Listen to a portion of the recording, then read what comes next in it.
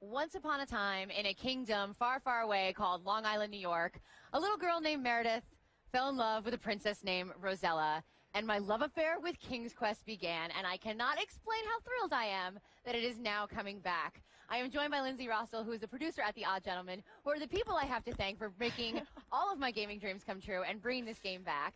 Thank you so much for being here, and thank you guys so much for this game. Well, thanks for having me. Okay, so we're going to do a little bit. You're going to be playing this game. Yep. And guys, I don't know if you've ever done this before, but doing an interview and playing a game when there might be a little bit of lag on a live, segment is a little difficult. So the fact that you're multitasking, we'll see how it goes. To you. We're going to see how it goes. We're just going to play through it. Yeah. So the story starts, we saw from the trailer, with our beloved Graham retelling his stories to his granddaughter. Mm-hmm. Was that your idea with the narrative from the very beginning? Yeah, so we got together and just wanted to kind of figure out a way to both update King's Quest, but also make sure it had all the core from the beginning, right? It's a beloved game for all of us, and we know for everyone else, and it's really important that we paid homage to that.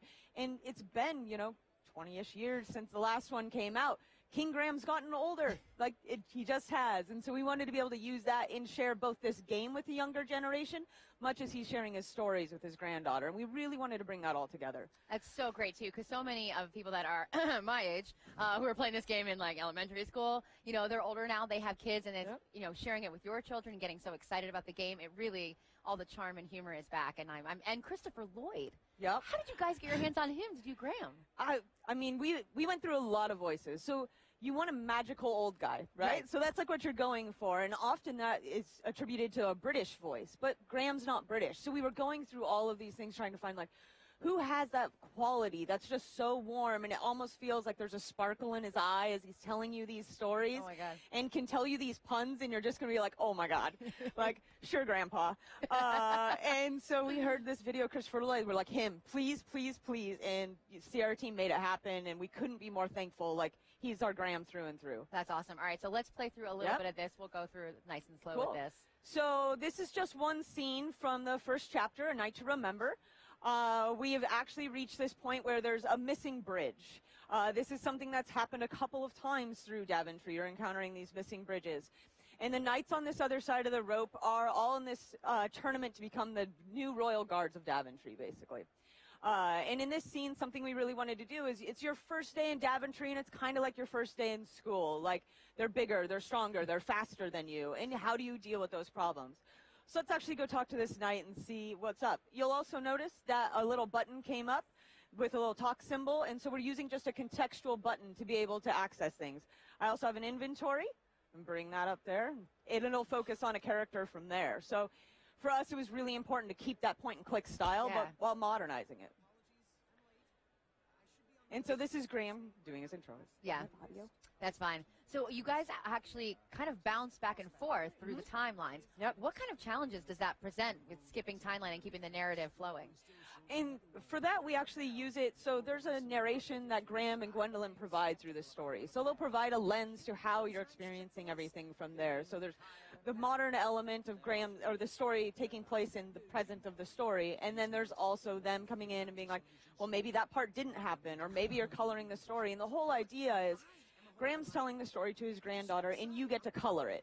There's no bad Graham or evil Graham. Graham is always good, but the decisions Graham makes are the way he approaches problems. So is he a compassionate fellow? Is he a brave fellow? Or is he very clever? And through those, that changes the story you're telling and who Gwendolyn becomes. Wow. So that's really, really cool.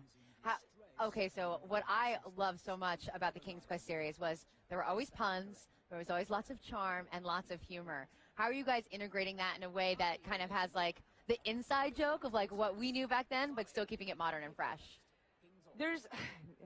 We have a lot of jokes. We tend to improv in the office to come up with different things. We want this game to be about exploration and curiosity, right? So the old games were so much about try these things. Don't be afraid to try. Don't be afraid to fail, and don't be afraid to die, in a sense, right? Don't be afraid to try and make Graham eat a carrot. Exactly. Right. You might eat the wrong pie. You might no longer be able to beat the game. We don't have any of that. You won't be able to make it so you can't beat the game. No dead ends. No full dead ends at this time. But you can die. But we want you to be able to just try and have a good time. You'll discover lots of different elements of dialogue and little Easter eggs throughout. Many of them paying homage to the old games. I mean, we open with this the scene from King's Quest I of Graham getting the mirror from the well and the dragon, and that's how he became a knight. And then we reverse back to talk about the new tale you've never heard before. So it's really important we hit that. Cool. Okay, so we've chatted with our friend now. Yep, we've chatted with our friend. Let's see. What they would have told me is basically, we have to stay at our post. It's King's orders. There's Proclamation 728. We cannot leave unless someone is in dire need of in distress. And it has to be of a life or death nature. So I need to get rid of them because I need to try to join up with those knights. So I'm going to head down here. And I'm going to be solving some puzzles for you. So if you don't want to know about puzzles, you should just cover your eyes. So I see this little tree. I've shaken trees before. You'll also see my icon's now a hand because I can use the tree. There's a little beehive above. Maybe I can create distress doing this. Let's give it a try. And unfortunately, a beehive falls on the other side. So I'll try to go run into the bees, but I can't make it there in time. All right, well, great. That's not going to create distress. I kind of look around, and I see, there's water, but there's also these rocks right over here. And earlier in the game, I've used these. So I'm going to walk up to them, and I can now do an action. So it's the action button situation. It's not platforming or action platforming by any means. I'm just going to push over to the right, jump again. The guards are actually yelling at me stay off those rocks. It's dangerous. And I'm like, well, let's see what happens.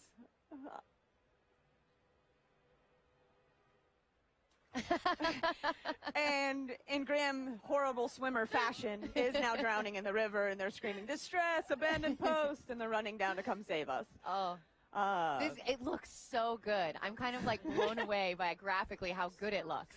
I mean, obviously it's come a very long way from the original series that we all remember, but it's gorgeous. There's so much depth and detail. A lot of this is actually hand watercolored. Wow. So we will take 3D models and print out the UVs and hand watercolor them, then scan them back in to make the world that you see here. Oh, because that's simple. Yeah.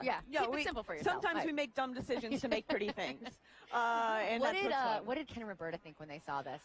I mean, a few months ago, we had the honor of showing them the game. To say we were nervous would be a complete and total understatement. Matt and I hadn't slept and freaked out, and so we get there and we turn it on, and they were just oh, it's so we give them the preamble, and they're just, it's so pretty, and we start talking about Graham being old. She's like, well, of course he would be, and we're like, oh, yeah, okay. And we kept going on, and she started talking to us about the design elements, and we were like, this is how we're approaching it. That's exactly, and she's like, that's exactly how I would do it. Then it kind of became a design game jam with Roberta, and we're sort of crying in the corners. We're trying to keep our cool. And she was so lovely sharing all this, and it gave us the biggest compliment of all, which is this is the game I would want to play. Yeah. And for Roberta to say that is just, it means so much to us, because that's what we've been trying to do is, we wanted to make this game that everyone would love, the fans would love, she would love, it would introduce it to new people, and getting her stamp of approval. And she continues to chat with us and help us when we need it. You can't ask for anything Having better. her consulting on this is just be I'm sorry, is this my life right now? I know. What's going on? There's a little oh my gosh. Okay, so this is A Night to Remember, Chapter 1. Chapter 1. Chapter 1. So that leads me to believe there might be more chapters. Only time will tell. Only time will tell. And then this is maybe more seasons, because if we're going to bring back Graham, I know another princess who probably has a grandson that she could probably tell stories to. She just very throw it well out there. It could. It's possible. I know. This is coming possible. out really soon. I can't believe this. We actually just announced we're coming out in the late July. Late July. So you PS3 and PS4? And PS4. Wow. That's definitely awesome. should get it. All right, Lindsay, I could talk about this game all day. I'm going to come by and stalk you at your office so we can do more of this. Thank you so much for being here. Up next, Justin goes hands-on with Thumper. PlayStation